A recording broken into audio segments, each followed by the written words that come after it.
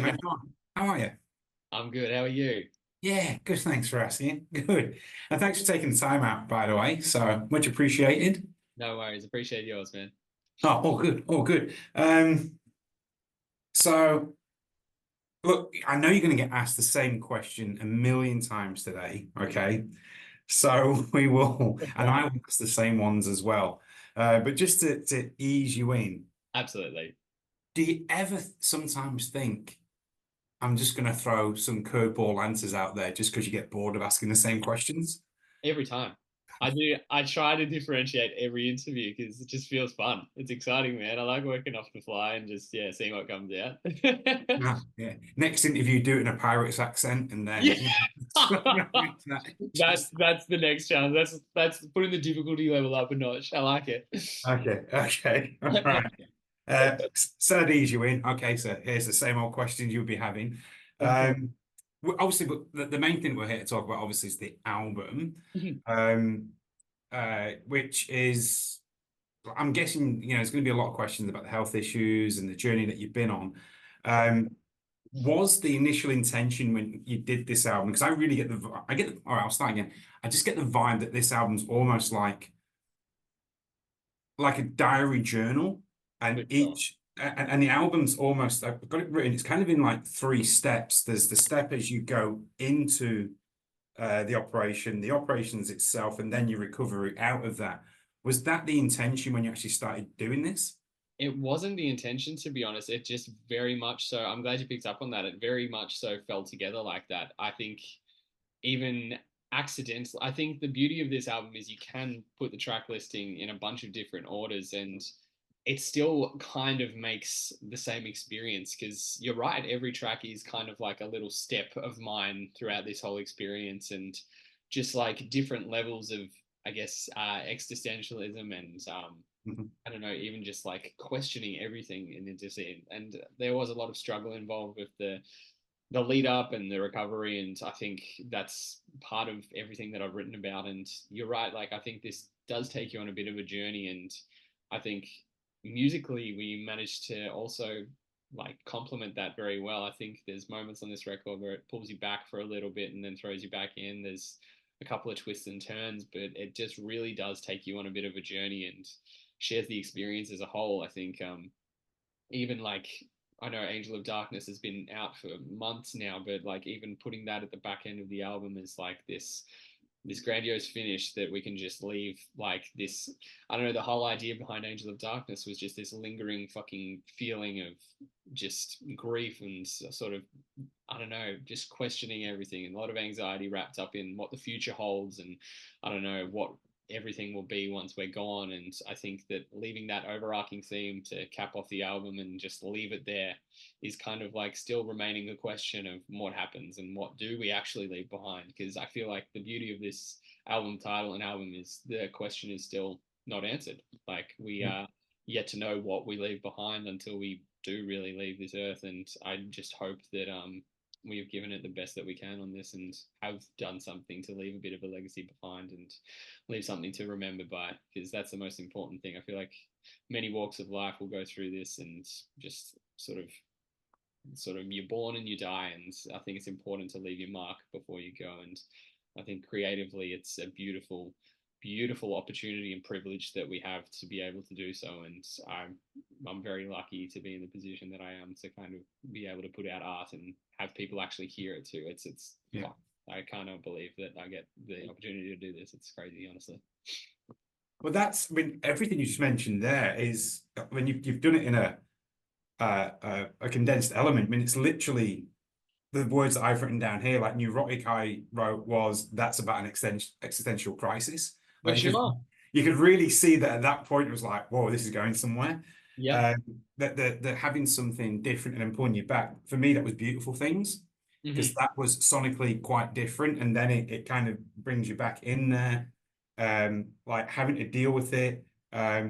Empty. I got the real vibe of it was like, I've also the line's the living dead. Yeah, that's it. Yeah, that's it. It's yeah, for sure. I'm glad you picked up on that one. Yeah, and then you mentioned about Angel of Darkness because that was the first song to come out, but Yeah. sonically, as well. Sonically, that's actually quite different from the rest of the tracks. I think you mentioned the grandiose finish in that one. That Absolutely. um my first reaction to that one wasn't what you thought. My first reaction was it's kind of um this is the image that you're now going to give. So this was Jack Bergin through the first 9 tracks. So we've gone from the guy in Oblivion, where you just found out what's going on, to then at the end where it's I'm now going to be this not pseudonym, what's the word I'm looking for, but like a character now. For sure. Yeah. So, yeah.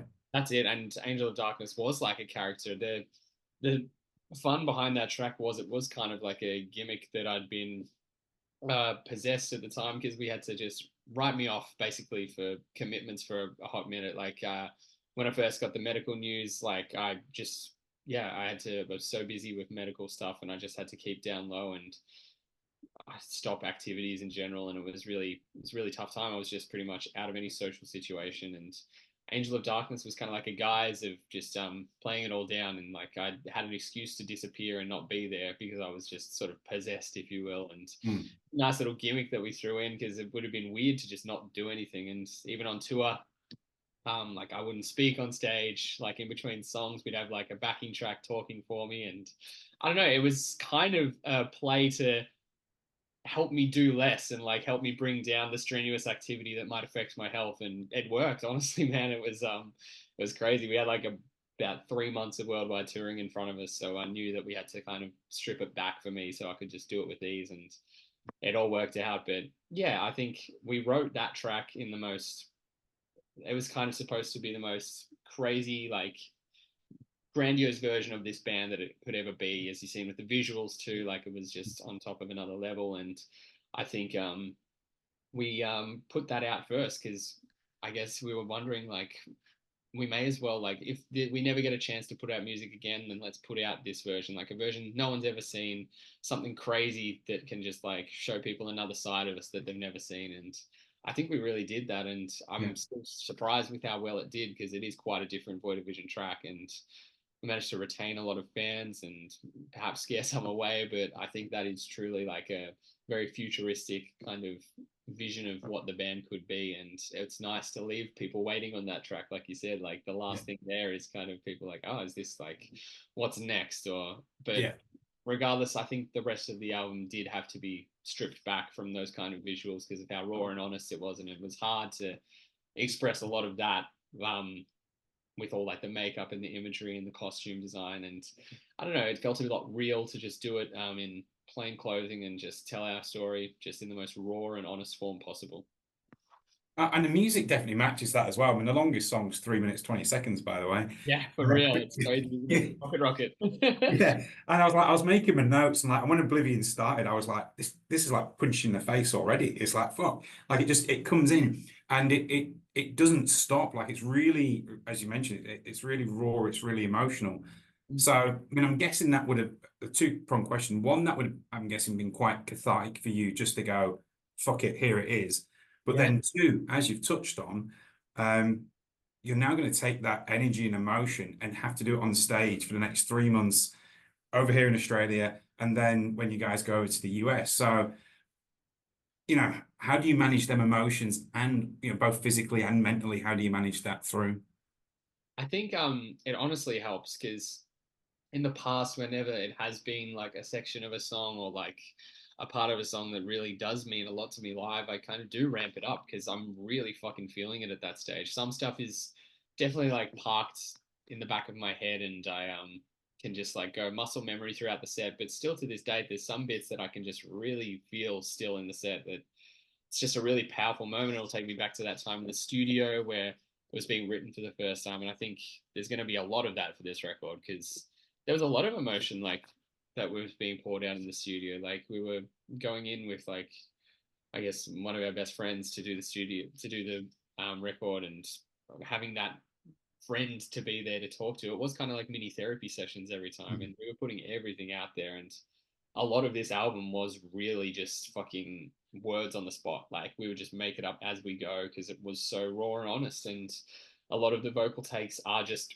one vocal line. There's no like layering or anything crazy. Like it's just really we went to bring it down and make it sound as passionate as possible with all the trimmings and all the bells and whistles that we usually put on. But I think, yeah, like you said, the rawness and the honesty was most important, and that we wanted that to take the forefront of everything. And because it is such an important personal record, I think that was the most important thing to get across, the passion in the vocals. And I think we wanted to make a record that could be replicated live. And if I'm only doing one vocal thing on the one vocal take on the album, then live it's going to sound as close to as possible, honestly. So what's the routine then for, Yeah. I mean, over here might not be so bad because at least it's Australia, but when you go to the US, what's the routine you've got to maintain your health? So last time we were very fortunate. We've been like, I guess, growing in the US, which is awesome, and we've been seeing Yeah. more success, and we've been able to like tour a bit more luxuriously. And like, for example, last time we knew we were going in straight after radiotherapy for myself, so we were just doing it as safe as possible. We still did a van tour, but we booked hotels every night, so we'd have a bed to just get a decent block of sleep in. Because I think for myself, like sleep is very important with like blood pressure rising, and it's a very tricky line to steer and tow. But yeah, during the night, I would like, if I needed to take it easy, like the guys would come sub with me for merch and do whatever I needed. They're all just a great bunch of people that I would rather do this with no one else, to be honest, because they just understand it, they get it, and they're willing to drop everything for me if need be. But yeah, I think next time in the US, we're lucky we're doing our first bandwagon tour on a bus, so we've got plenty of room, plenty of space, and time to sort of spread out and relax, which is awesome. That's going to be a definite like it's going to be a game changer, especially because for some reason I'm lucky enough to be straight off radiotherapy and back to the US. I think it's just a recurring theme at this stage. But yeah, it's it's honestly it is what it is. I think the thing with radiotherapy is it's a over a lot of years. Like it's not going to be an instant sort of Fix, yeah. instant like side effect or anything. It's just a slow burn process. Like it's really just, I don't know, poison slowly killing what's inside your brain, like the dead cells and stuff. And I think that's just going to take a lot of time to truly kick in. But yeah, I know with the health help that I have and my friends by my side, I feel comfortable doing all this, and I think that's what's most important. If I was scared and worried, I think at the drop of a hat, same thing. People would just be like, "That's totally fine. Let's step back, step out, whatever we need." So it's nice to Yeah. have that backing with me. That's good. Good to have the support. Yeah. Hundred Really percent. nice support. So, I mean, have you had the chance to actually test drive any of the new songs yet live? No, so funnily enough, this what have we got here? We've got this weekend. We're doing just a little, I don't know, like a little test show, if you will. Just a small one in Melbourne that we just dropped a couple of weeks ago, sold out in a couple of hours. It's just a tiny room.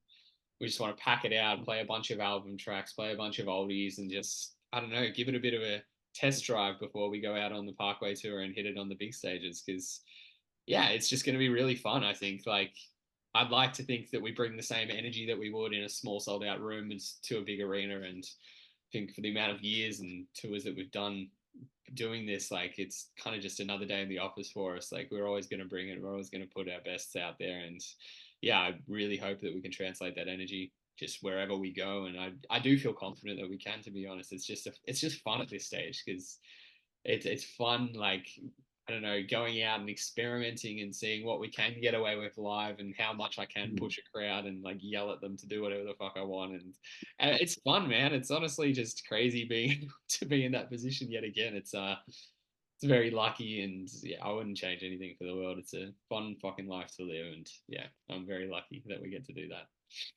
So taking that into account, right? So the album, I'm just going through my album notes again. So obviously we spoke earlier, the album notes are raw and they're honest and um they really go into some of them go into a really dark place. For sure.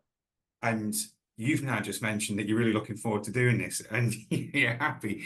That's quite a juxtaposition of where you're Well, at. So is the next album going to be like Wiggles covers, or like is that the sort of stuff that you're writing? exactly, man. That's the thing. I've gotten everything off my chest now, so bloody hell, it's gonna be a struggle to top this one. I think we might have to completely change pace. You're right. It might be something a lot lighthearted just to save face on all this 10 years of negativity. I think I'm done now. I've checked out of the psychologist's office. I'm ready to go. Mic drop, done. Yeah. Oh, that's Oh it. man, that's just there. Sorry about that. Just to throw that in there. No. Well, I know Tiana did give me an extra 5 minutes, but you've gone through all my questions and they've been brilliant answers as well, really in depth. So thank you very much for that. I don't really actually have any questions to ask. Other than I'll see you here anyway, 27th of September. We've got you here in Adelaide. We do. That's going to be fun. Where's Yeah. the Adelaide venue for that? Is it Entertainment Centre or? It's the arena. So it's the entertainment centre, but it's the arena. So Gotcha. have you guys played there before? No, we've never done there before. I think this is the first. Every one of these venues on the tour is the first time. So super excited. It's Yeah, crazy. they're all arenas actually, all big It's size it's arenas. nuts. It's actually crazy, dude. Like I think they call that squeaky bum time. So yeah. 100%, man. That's what we're shooting for. All right. Well, I will thank you very much for your time once again. I know you got a lot to do. I will see you on the 27th of September. I love it, mate. We'll see you then. Thank you for your time. Thanks, Jack. Thanks, Tiana. Thank you, Ian. Have a great Arvo.